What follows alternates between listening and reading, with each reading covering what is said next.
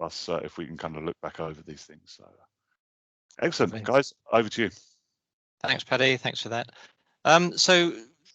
We did quite a few webinars last year, which were very sort of presentation based, and we're going to try and sort of change it into a bit of a round table today. So the way we're going to structure it is we've just got a series of discussion topics to go through that I'm going to chair, and Calinda and Dave are going to sort of contribute and give their thoughts on the discussion topics. So we just think it's a bit more interactive. But what I would say is, like Paddy was saying, this would be really nice if people sort of chipped in and gave their thoughts and gave their own experiences of rolling out teams. So, I mean, just to kick off, do we have a couple of people who would just want to share where you're at with teams and any sort of challenges that you're facing with it at the moment? Do you have any brave volunteers? Sure, I'll chip in here. So Thanks, yeah, I think like a lot of companies, we were very unprepared for the whole COVID situation. Majority of our staff weren't actually allowed access to Teams or even Skype for Business before we sent them all home. So obviously our rollout of Teams was very much by necessity and had to be done at speed so that team meetings and all the rest of it could go ahead. And I think possibly like a lot of other companies, it's grown into a little bit of a monster because we didn't really have that kind of baseline in place.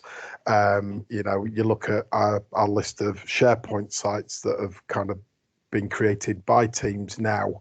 It's almost unmanageable, and you don't know what you can delete and what you can't delete. So we actually went, when I kind of discovered that, we actually went the other way and stopped people from creating anything at all, which is probably too draconian. So it's trying to find that kind of happy medium, if you like, so we can get some control over it, allow the people that need to be able to do what they need to do, but then everybody else to do as little as is possible, essentially.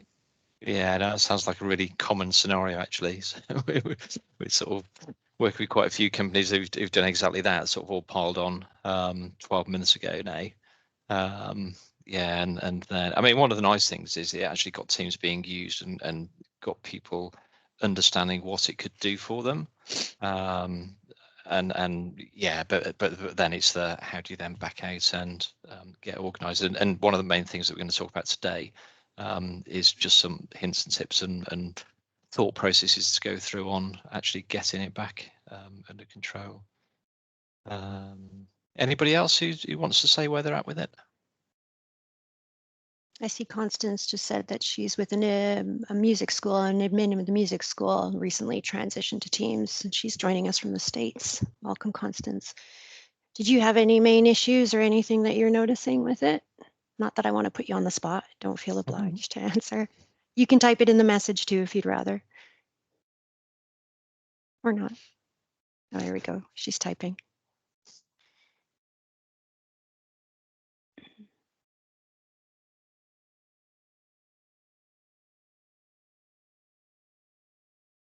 Just trying to figure out the platform. Understand the platform. Cool. Excellent. Yeah, no, that's fine.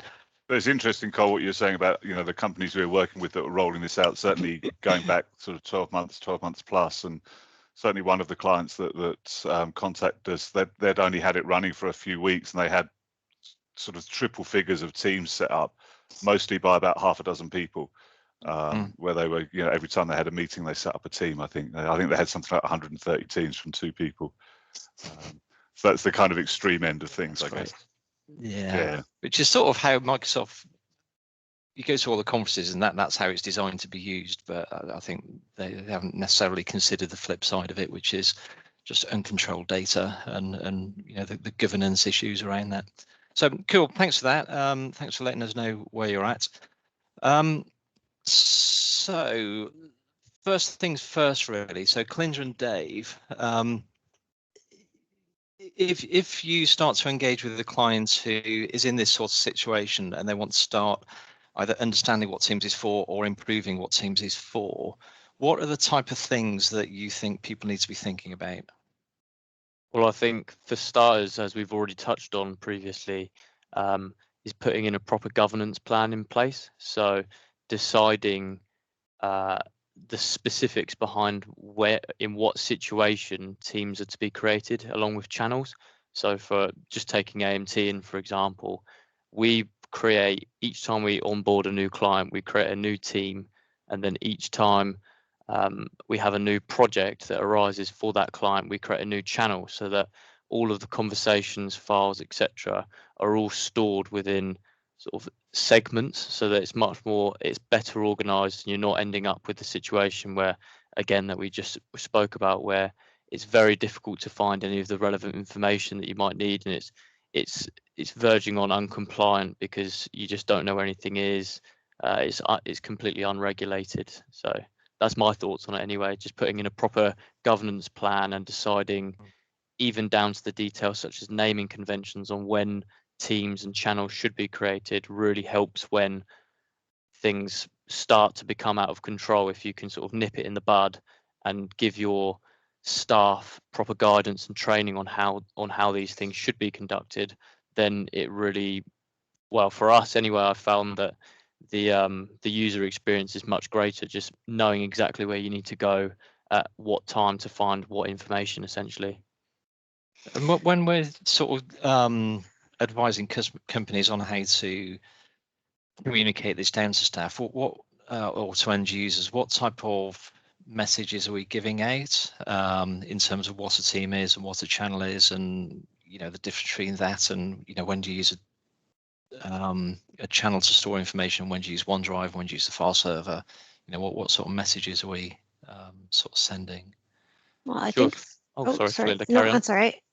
For me, dealing with the clients in that respect is, again, understanding what they currently use it for and what they want to use it for, and then making sure that they have a good understanding as well as decision points to say, like, yeah, we're going to use OneDrive, that's personal, don't put corporate stuff. Team is, maybe it's just temporary things. And then if you also have SharePoint or a different file share or something, that could be your more formal. It's really just making the decisions, documenting, and then, like you said, communicating them to your end users in a variety of ways, because people don't listen to just like emails or, things like that. I mean, back in the day when we were in an office, of course, there's posters and stuff like that, but you can do all sorts of things with just within Teams itself. We had one client who basically built a simple app called All You Need Is Teams, and they integrated that into Teams. And so, and in all their training that they did, so every end user who signed on to training first got a demo in this All You Need Is Teams app, which was basically just a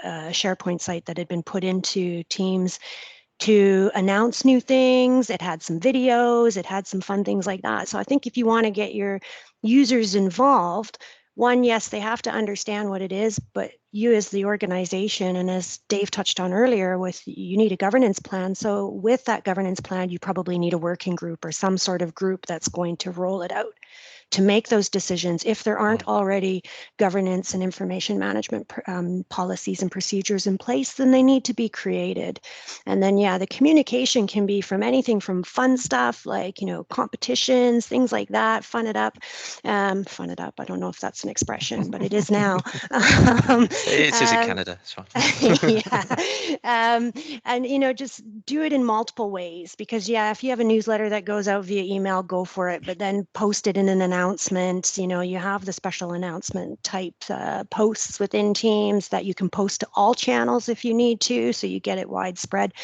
Talk to your people, engage your users, because planning is good as well from a higher level, but you need to talk to your users as well as how do you use your information, how do you organize it currently, and moving forward, how can Teams suit you? Because I think if you involve your users as well from the beginning, or at least close to it, they're going to see themselves in the system. And if they see themselves in it, feel themselves in it, they're going to be more prone to using it. So you mentioned governance and a governance plan and a group to manage that, and you've mentioned understanding what teams are or what represents a team, and naming conventions and the process around creating a team, what other governance topics would you be looking at within that governance plan? So I know one that we use personally is any form of approval process for the creation of the teams. So not only when and how to create the teams, but limiting that the creation of those teams, because as we're aware, they obviously create Office 365 groups and sites in the background, limiting that down to a smaller subset of users who can therefore sort of control the flow of when they are being created, and because otherwise, as we've already spoken about, you can end up with sort of hundreds, if not thousands, of teams just being created in a completely uncontrolled manner. Whereas having some form of approval process where someone who understands in what situation teams are going to be created, then they can be like, yes, I want this team to be created. I can see a use case for it, or no, this is not a valid use case for a team, and that will definitely prevent mass creations of teams. I think we've got a message in the chat. I think too, just to add, I'm sorry, Dave, didn't mean to interrupt. No, that's fine. Carry on. If in the end, let's say you don't limit who creates your teams, though, I think that's a good route to go, and there's different ways to do that. I would recommend at least have some sort of tracking. So even if it's not a request approval process, there maybe could be a SharePoint list, which of course you can now do just as a list within the Microsoft 365 suite, and have it, requesting, I need this team, or if it's not requesting, but it's just saying, I've created this team, it's for this and this, because then somehow, someone, somewhere can look at that list, right? The governance group or the working group, and can say, actually, you know what? We've got a team similar to this, or that isn't the need for a team. That could be a group chat, right? So again, I think it's just, if your users have a good understanding about, let's say, the difference between the teams, the channels, the private channels, group chats, and when to use each, then that's going to already just start probably diminishing the creation if there isn't control over that. So what would you say is the time to create a new team? What do you think is a business need for creating a team, rather than just keeping communication in chat or email, or just sort of informally? I think it depends on the organization, but let's say like a typical, I don't know, like a manufacturing organization, it could be probably for each department. So you're going to have, like we have our internal, our teams each have a department, or our departments each have a team, things like that. And we do use the naming convention. So all of our in-house teams, meaning the ones that we need, that involve us, are all prefaced with AMT, right? And then our clients are just clients. So say for the HR team, so you'd expect the HR department just to have one team, or would they have multiple teams to do different things? That's a good question. I think that it would be sufficient to have one team, and then if everyone, it depends how knowledgeable our participants are, but if you could, because a team creates a SharePoint site, within that SharePoint site, you could actually have multiple libraries that would be necessary to perform, let's say, a payroll function, an employee personnel function. I mean, but again, there isn't a one fit answer or one answer fits all. It's up to the organization. Also, you've got the whole concept of channels, haven't you, within those teams? So you might have an overarching team, but then you can divide, if you're thinking, do I need more teams for a certain function? Actually, you probably just need more channels for a function rather than for those functions, rather than more teams. Yeah, I was just thinking, because we've probably got a variety of people in the webinar. Is it worth just giving a quick demonstration of what a team is, what a channel is, how that relates to SharePoint, and then people can sort of understand how they all sort of fit together? Do you guys want to put your thumbs up if you'd like that, or anything, or some sort of live, or a yes in the chat, or? Got one. One's enough. Yeah. There we go. All right, I'll share my screen, and then I think, Dave, you want to do a little bit of a? Yeah, sure. Excellent. Everybody see that? Let me just request control. Yeah, of course. And yeah, that's up on the screen now, guys. Excellent.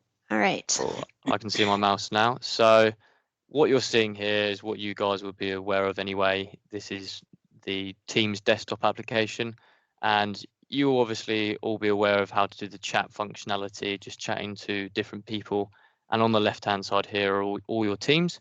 So what I've got open right now is our AMT Teams demo. So this is an internal team, hence it's prefaced with AMT. And then within there, we have multiple channels. So you can see that we've got general, collaboration, a confidential channel, and a new project.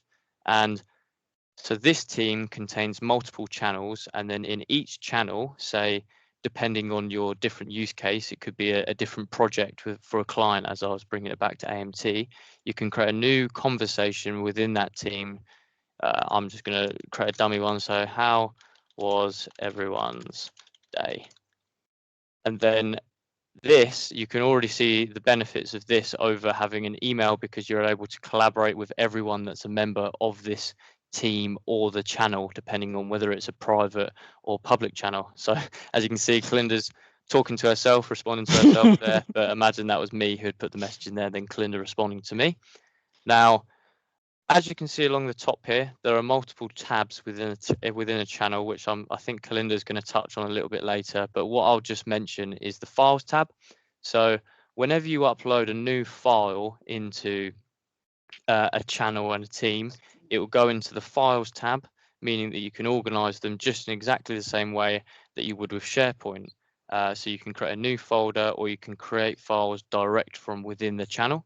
Now, we've already kind of touched on the fact that whenever you create a new team and it creates a new Office 365 group and it creates a new SharePoint site. So essentially what Microsoft have done is, instead of reinventing the wheel with this sort of business collaboration tool, they're utilizing SharePoint, which is their current document management system, to act as sort of the back end for Teams, as it were. So Teams sits on top of SharePoint, so your current intranet, allowing you to do all of your document management that you would do exactly the same way within SharePoint, but within Teams. And I'll demonstrate that just here. So we see that we've got the AMT Teams demo team.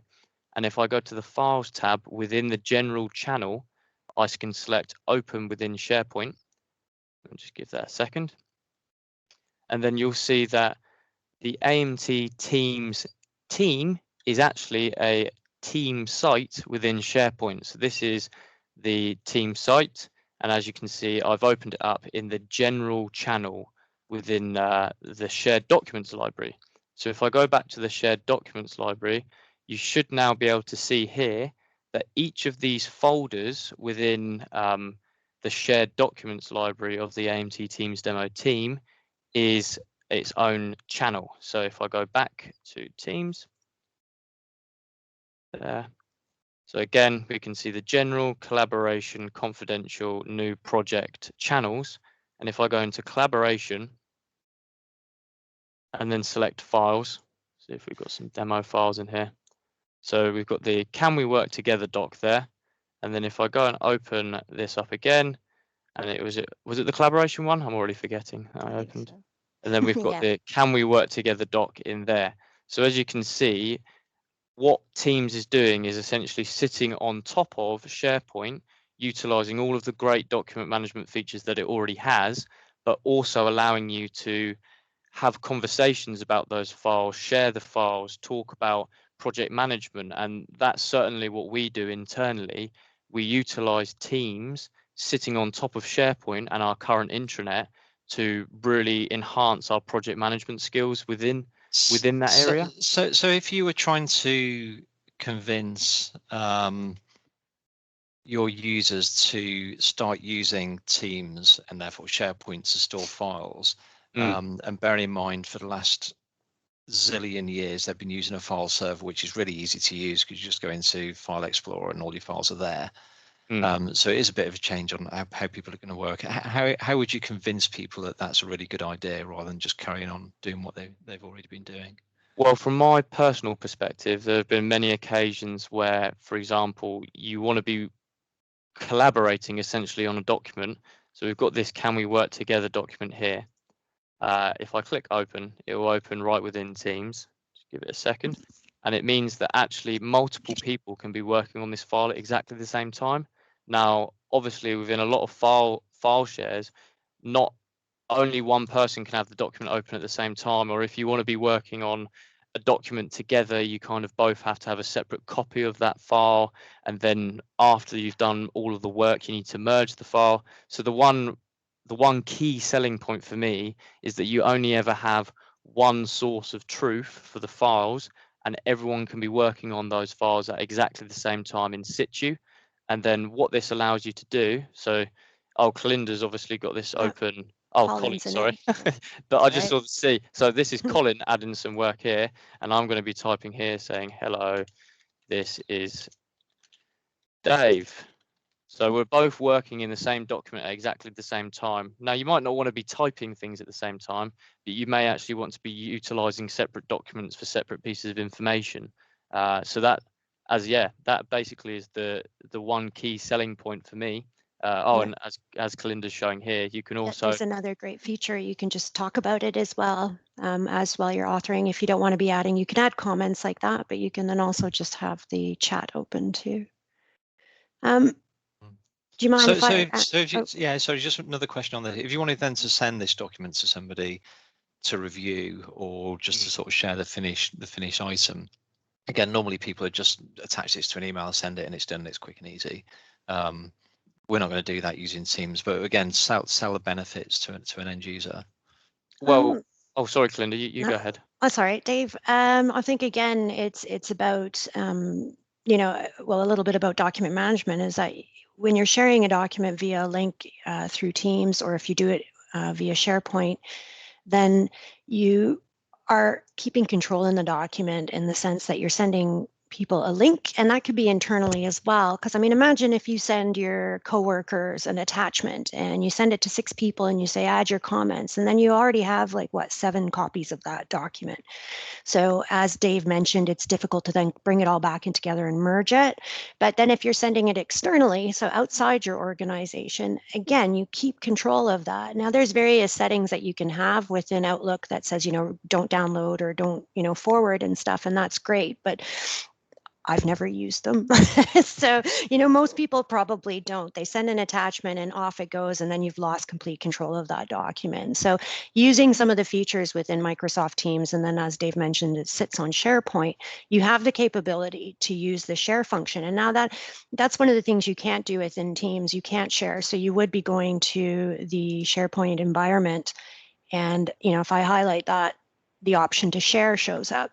And then from sharing, I can then send that, change the options here to specific people, or however your organization has it set up. Start typing in someone's external email address, type a message if I want, and send. And then that item, even if they open it up, they're going to be opening it online. If they're allowed to edit, they edit it online. It stays in your system. It never leaves your system. And so you've got much greater control on it. I think as well, just again, selling people on the use of it and the use of Teams, especially if they're used to file shares and stuff, is maybe with Teams, it's like if they haven't started using it for conversations and things, just get them started with that, and then gradually move into file share. But if you're going the full, no, we're adopting it all and we're going to use our files in here too, then it's showing them some benefits like this, the ease of it, the fact that you can, if I unhighlight that, you can create a new document, you can have your templates all loaded up in there. I mean, and you can do that within Teams too. So the benefits, I think, far outweigh sticking with your current system if you are using file shares or something like that. But again, to get them on board, and I'll always go back to this, they need to be trained and they need to be in the loop.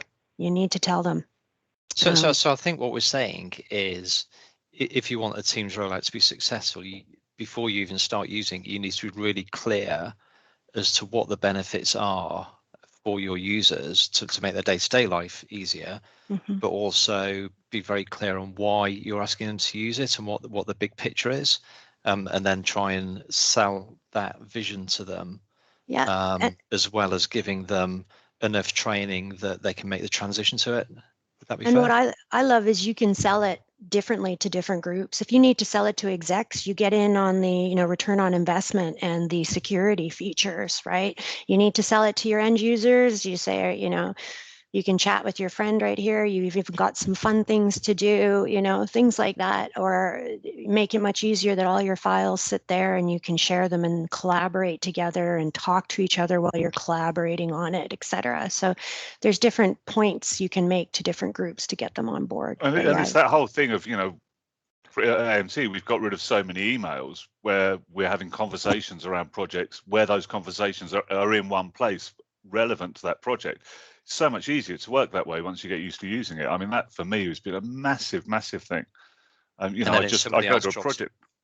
Yeah, if somebody else then drops into a project, all those conversations are there, and they absolutely, literally everything's in one place. And then from a larger scale, managing of that information is all of that is with the team. You archive that team, it all goes together. I mean, if you archive a file share or, you know, or something, a SharePoint site, all the email conversations don't go along with it. So you're never file splitting, which, you know, happens when you're working in multiple systems.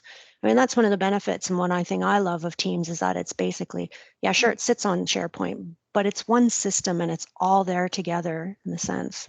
And I think as well, once people buy into the proper way to be using Teams as well, it's almost self-maintained. There's been many situations that we've had where someone might accidentally put a message in the wrong location, or they might share a file to the wrong location, and people will say, look, this is in the wrong location. Essentially, could you either delete the message or share it with the right group of people?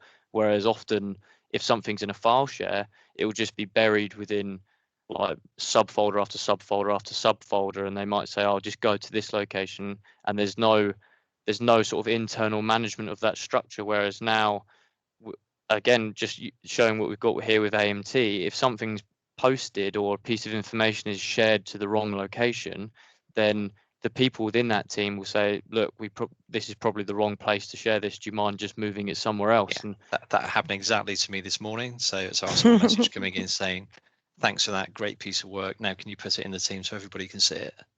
Exactly. That literally was the message. Yeah, but that's, you know, people really have to sort of see the benefits, and like Dave says, you know, once people start to use it properly within a structure, then very quickly the benefits become apparent. So we talked about having a good governance framework, communicating, getting people buy-in in, giving some training. And for training, you know, we find 2-hour quick start sessions are really good, and we tend to do one around the communication size of Teams and one around the collaboration and the file management, and you know, we find we can cover in 2 hours enough really to get people up and running, and then probably having champions as well, so having people sort of dotted around the business that are local experts within Teams. We do this with Teams and for SharePoint, but let's assume it's up and running and people are using it. What do we have any hints and tips for people, for administrators, in terms of, you know, making sure that Teams is well run and well organized?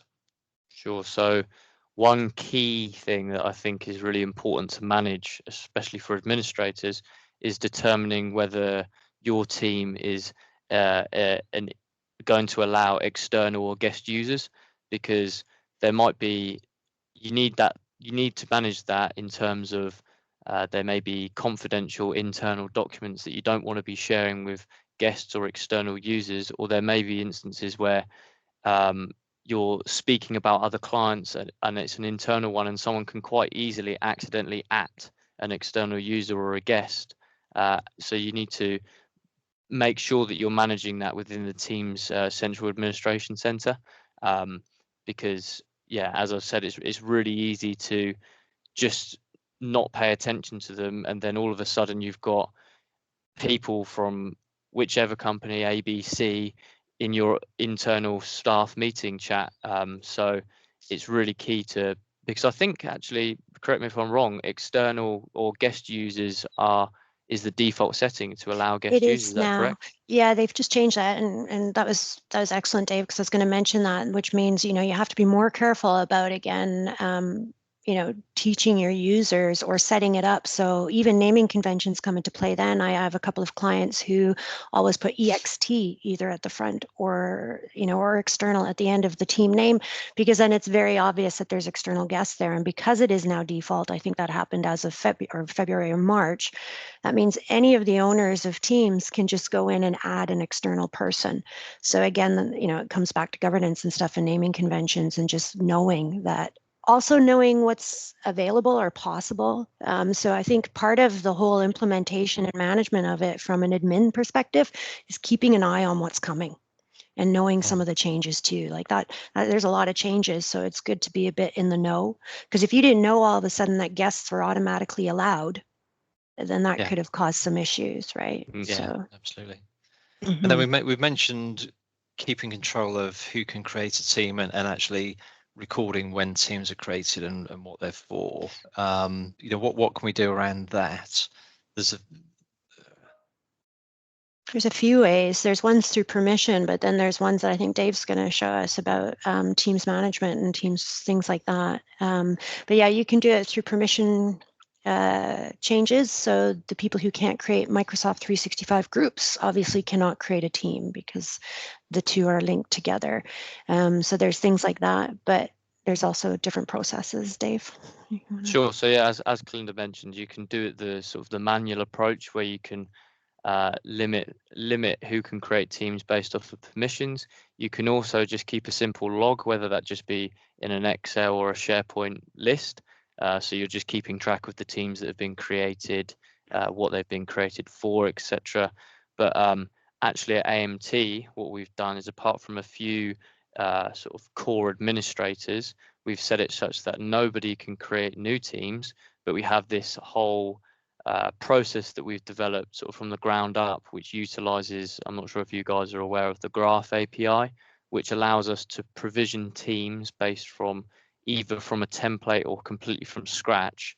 And then there's an approval process that sits off the back of that, which allows those teams to either be created or not created. So if I'm still here, so there we go. So what this basically is here, this is what's called an SPFX module. And these modules can either sit within Microsoft Teams or on top of SharePoint. So I'll just give you a quick whistle-stop tour of what you've already got. But essentially, you can see all of the teams. You can see whether they're public or private, and therefore, based on whether they're public or private, you can add them to your favorites. You can open the team within Teams and view any settings of it. You can view any of the teams that you are currently a member of just at the click of a button, along with your favorited ones. And you can also then filter them by additional metadata that we've applied to some of the teams, which you don't get out of the box. So, for example, when you create a team, through the standard route, you get a very limited set of data that's related to those teams. So what we've actually done is we've decided that there's potential that you may want to group things by department or location. So we've got the options here of filtering things by the Department of IT, or we might want a location if you're a really large company where you've got teams where you might want to split them out further based off of location. You can then filter them on location. But that's not the interesting part, I guess. The interesting part is the section where you can actually request a team. So this is what I was talking about when I was saying that there's an approval process in the background. Now, as I said, you can either create a team from scratch or use a template. I'm just going to create a brand new one from scratch. And then from here, what we can do is we can decide whether we want this to be a public or private team, much in the way that you would when you are just creating a team through the standard routes. Sorry, I just want to, that's just one thing I thought would be worth mentioning is that, yeah, the public versus private is also something that most likely is decided first on. A lot of our clients go private. Then there's a third option too, which is org-wide, which just includes everyone in your organization by default. So if you're not aware, public means anyone can see it and join. They don't need to have permission or get granted permission. Private is when you need to request it and then be approved. So again, that's something you want to make a decision about when you're setting it up is what are we having as public, what are we having as private. Anyway, sorry, Dave. Thank you. 100%. No, thanks, Linda. So what I've done is I've just added a new team and I've called it Dave's team. And then I'll go through and check the names. So you can see now that we've got all of this additional metadata associated with the specific team. So we've got a team description, a business reason, location, etc., etc. And then what I'll do once I click submit is that will send off an email with an approval process to, I can't remember who we've got it set up. I think it's I think Colin might be involved in the approval of teams for us, but you can have it set to anyone. And then what you can do is they will receive those requests, and I haven't got any requests at the minute, brilliant, because that's Kalinda, but you'll see a long list of all of your requests. So it'd say, Kalinda's requested Dave's team, and you'd be able to see when it was requested and who's reviewed it and whether they've either approved or rejected it. So that is a really, really quick whistle-stop tour over the request or manage my team's SPFX module that we've developed just for our internal processes. But this is just one of the ways that you can use sort of the. And I mean, this is available off the shelf, but also it just sort of illustrates that Microsoft Teams itself doesn't have any of these tools to actually organize teams and track them and do retention and all this type of stuff. And even an Excel spreadsheet or just some sort of process around the creation of them, we think is really important. Microsoft, I don't think it's important, but most of our clients agree with us that you do need to keep track of this stuff. But also, showing a little app like this just shows the power of Microsoft Teams and SharePoint. That you can quite quickly use tools like Power Automate and Power Apps and even Microsoft Forms to actually build tools and applications that sit right within Teams. So you can even bring your intranet straight within the Teams interface, and you can start building this out into a really nice. Do you want to just sort of go to the intranet homepage, Dave? What are you there? Oh, it's up here. No. Not Dave. Oh, sorry. Oh, sorry. That's all right. Do you want me? Where's my mouse? There we go. I lost my mouse there. Oh, and I can't. Oh, never mind. It's all right. There we go. Okay, so the AMT home. So you can see how SharePoint can be embedded directly within Microsoft Teams. So this is our internet homepage here. So we've got a few of our modules, and it allows us to, basically embed the intranet within Teams. So they almost merge into one, where they're so intertwined with each other for collaboration. Yeah, and I think this is, one of the important things about planning the implementation. Don't take Teams for granted. It's quite a powerful tool that you as a owner of the system need to be very clear on where it's going and then communicate that out. Well, and I think having it integrated too is just a great way to get everybody using it in on board, right? I mean, if you now have your intranet in there as well, it's fantastic to just be able to have one thing open and be able to go through it all. So is any of this sort of resonating with anybody that we've got on the webinar?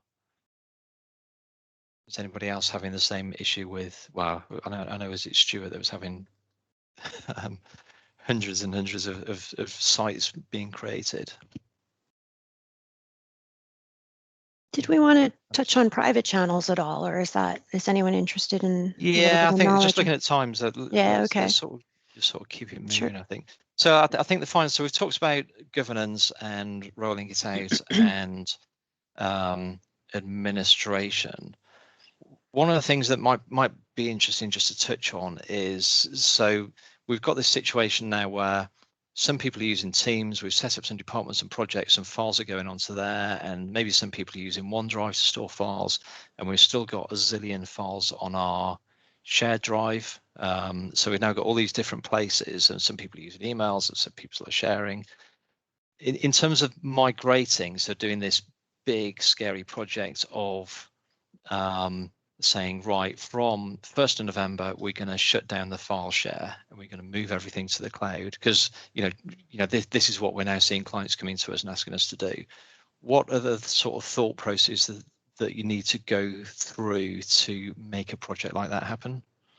I think that's a big project. So yeah, I mean, you have to start off by, again, planning. If you have some of the teams, it's like, okay, which ones can be reused for some of the information that's, on our file shares and stuff. If you have a combination of SharePoint sites as well thrown in there that aren't teams, then you need to decide, okay, are we going to make a team for this if this is how we're moving forward? So associate the SharePoint site and link a team together to it, because you can do that. And then basically too, it's from a records point of view, just with migration, is that you need to decide, okay, what are we going to move over?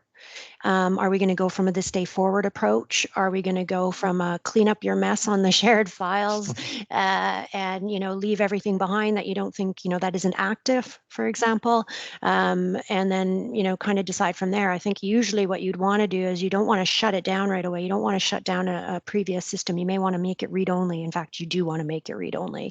If you're in the process of migrating, it depends again if you're going to use a tool to do the migration or you're going to have your users do it or you do it and things like that. Cleanup, I think, is necessary. And then saying, okay, this is read only for a few months, move your stuff over, or a lot of it's going to get moved over, but you can go back here and see if anything, or copied over, you can see if anything was missing or anything like that. If they're doing it themselves, then having that window of it being a read only, you can then, decide, okay, well, I can't save it here. I can't edit and save it. I have to put it in the new system. But then if they're going to go down the route of using tools, then that takes planning and stuff as well, because you need somewhere to move it. So you need to come up with your new structure. So that's probably number one, is come up with a new structure and again, decide how are we going to do this. Dave, do you have anything to add? Because you've done some migrations. Do you want to share the screen, Linda? Sorry? You hit. I was just going to say stop sharing the screen, Linda. I think. No, it's still showing that I'm sharing it, but I've lost my mouse now, so something's happened on the screen. I'll just stop control. So what I was going to say was, Kalinda, you mentioned, if anything, all of the points that I was going to say on migration. It's key, I think, in the planning phase to have a really long thought, as Kalinda mentioned, whether you're actually going to need a lot of these files, because if you don't need them, there's no point in migrating them, and it can cause more stress than it's worth. Let's say that.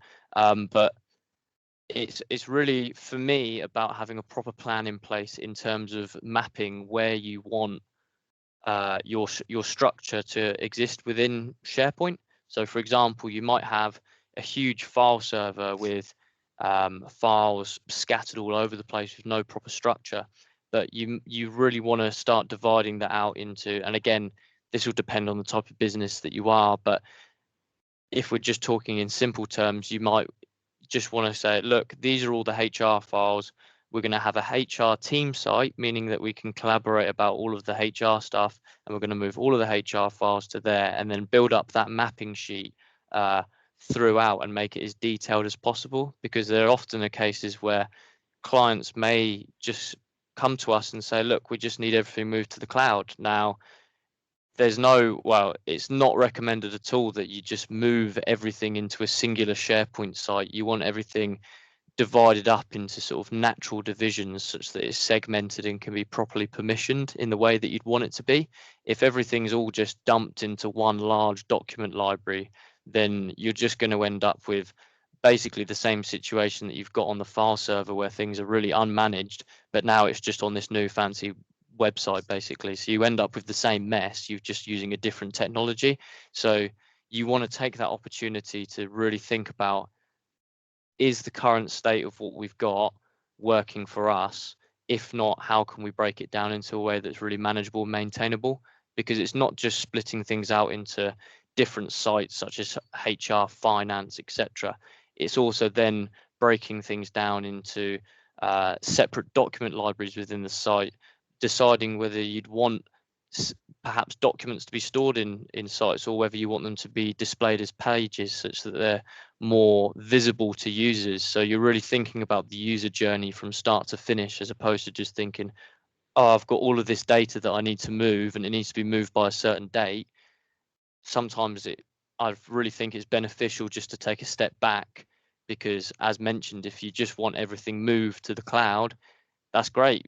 Things can be moved to the cloud, but then you're going to spend half your life trying to work out where things are. and why I- can't I I- find this thing? Yeah, but and I think, you know, even if the detailed planning for the projects isn't going to go in as you start getting people onto teams, it's really useful to at least have that vision and to know what's going to happen to the file server. So is there a plan within the business that in 3 years' time, all files are going to be on the cloud, which is perfectly possible to do. We're helping clients do that. We haven't had a file server for about 4 or 5 years now, probably. So this is possible, and you know, in 5 years' time, this is probably how many companies will be working. So is this actually an aim, or do you need to get to a situation where people are using Teams and SharePoint for day-to-day stuff, but your proper formal document stores are still going to be on a file server? Or, you know, what is this system going to look like for you sort of going forward? Because like I say, you know, your worst situation is that you've got some documents in file servers, some in OneDrive, some in Teams, some in SharePoint, some in Dropbox, some in Google Docs, you know, and you know, you really just can't get anything in control. Excellent. So just to finish off, I'm just going to ask Clinder and Dave, do you have, say, 3 or 4 killer features that you think all these guys on here need to get their users using? You know, is there anything you want to show us that you know, is just going to sort of wow the audience? Pressure. Put us on the spot here, Colin. Or alternatively, just show us something vaguely interesting.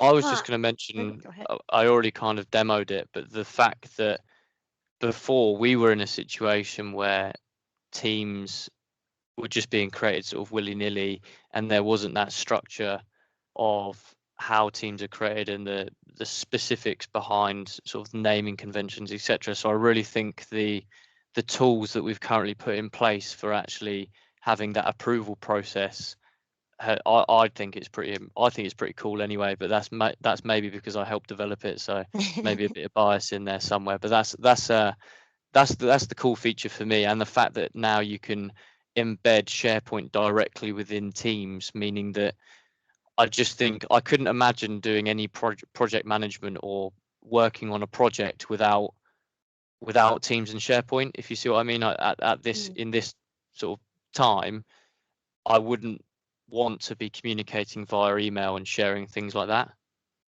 It wouldn't work for me. It would stress me out.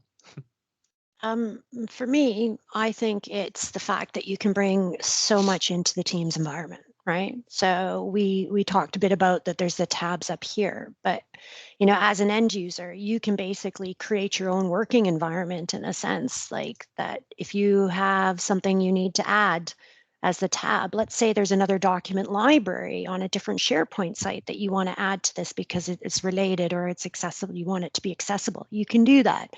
You know, or if there's a PowerPoint presentation that you need somebody to work on with you, you can do things like that, and then they get added to the tab up here. So everything you need is in the one environment. You've got your conversations, your files, wiki note, whatever. If you've met and had a meeting and you've created the meeting notes, they're all there, right? So I think that to me is brilliant, because not only can you do that, like if you go into your posts, you know, and you have your new conversation, you can even just add apps into the posts, right? So you can have whatever you need to make sure that this bit on Teams is good for the need, like for your working purposes, for the team that's working within this environment right there, you know. And if you're not adding the apps up here or into the posts, you can add them along here. So then they're, you know, it's more company wide as opposed to just in your team, right? So I think the capability of bringing everything together is really great, because it just makes things so much simpler as opposed to navigating over here, going over there. Oh, I got to get to that library. Oh, you know what? Where's that document? Oh, look, I put it on a tab or whatever. I think to me that's really brilliant. Excellent. Thanks. Yeah, I mean, I'm not techie at all. I'm a salesperson. I'm an account manager, so not like these kind of trained up techie guys. I was skeptical when we first started using Teams, and I absolutely love it. I can't imagine working without it. It's just that whole thing of everything in one place at the same time, knowing where files are, being able to collaborate really easy on documents, you know, design documents, project management documents. It's just so easy now, so easy, and not having an inbox just chock full of emails all the time. Yeah, it's made my life easier. I think it's a really, sorry, I think it's a really exciting time, just because, you know, Teams is being developed like crazy right now, right? I mean, and it has been for the past year, like the ongoing improvements and changes. It's just, I think it's a really exciting time to be using it. Excellent. Yeah, I was just going to say, from any observations or questions from our guests on the webinar today? I know we've had a few in chat coming through.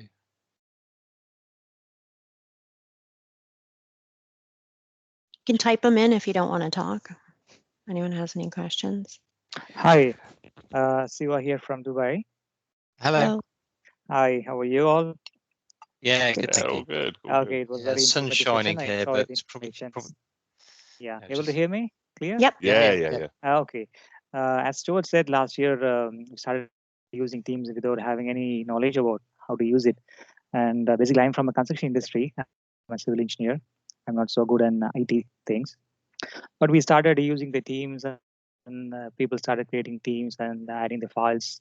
We ended up having a messed up file structures and the folders. Now I'm a bit very comfortable using Teams. And recently I noticed that the structures or channels, what we create in the Teams is exactly getting reflected in the SharePoint. Right? Yeah. Then when I change anything, even I rename the channel or add a profile picture of a particular team, a new set of folder or things are getting created in the SharePoint. For example, in your Teams, for example, if you take AMT All Staff or Teams Demo, you have a channel called Collaboration.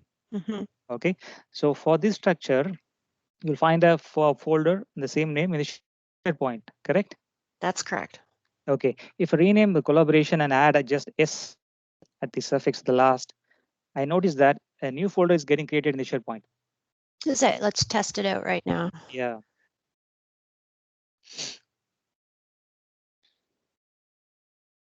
Okay, so I've added it, changed it to collaborations. Let's go into here and refresh my page. Let me refresh. Okay, so let me what is that? Control F5 for hard refresh. Control F5, yeah. Do you want to maybe drop a file into it? Into here? In Teams.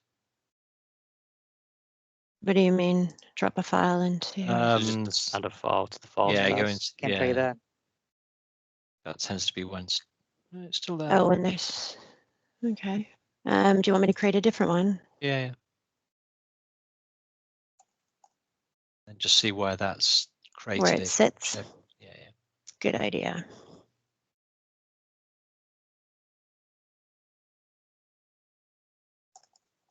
All right, that should be fine. Guess I go into here, I do another refresh. Okay, so it's in there, but what hasn't happened, and you know, this might take a bit of time. So, because sometimes changes don't carry through right away. One thing you may have, I'm not sure if you've noticed this, but like if you create a folder in here, it doesn't create a channel. But if you create the channel with the same name, they link up together. So I would say that this is going to change eventually, because sometimes with the SharePoint crawl and stuff, it doesn't always go through immediately. But at least we know it did not create a new folder because this test doc is still within that collaboration channel. Okay.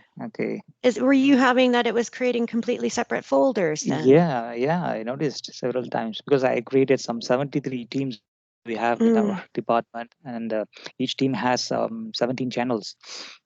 So when I try to create a new channel or fine tune the channels or the names, so what I noticed is the new folders gets created in the SharePoint. That's but really my files are safe. I noticed files are safe somewhere, but it's not the correct, right? It should not happen like that.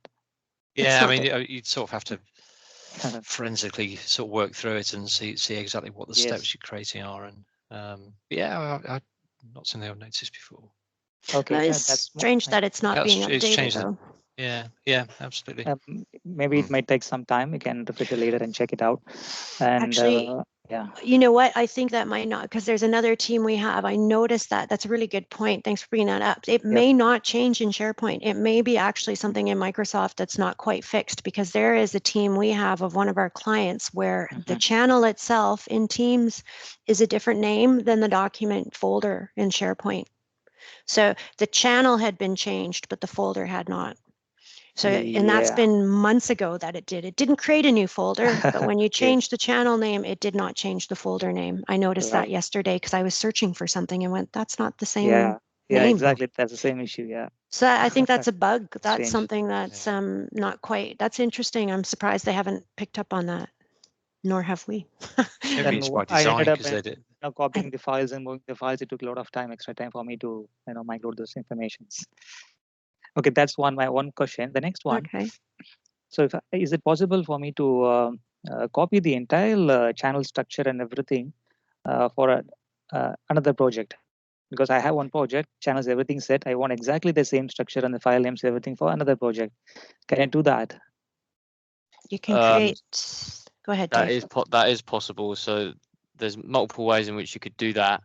You could use a third-party tool such as ShareGate, or depending on how apt you are with PowerShell, you can use what's called the PMP provisioning template engine.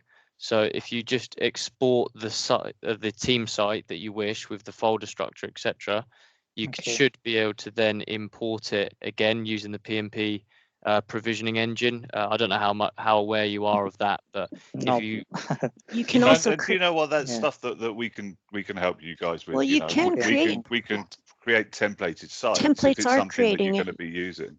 You can create templates in Teams now. Possible, you can. Yeah, you can, because there's Teams. Like if I click on this, even though we're not supposed to. Okay, so it's not. If I go this far, select from a template. So you can actually, these are pre-built ones, but you can go into the admin center and create your own template now within Teams. So, and then it will pop up here as one of the templates because you've gone in. So it's from the Teams admin. You'd have to have admin rights, and then go to the template section and create a template from there. Hold on. Just don't close, please. Can you go click again, create team?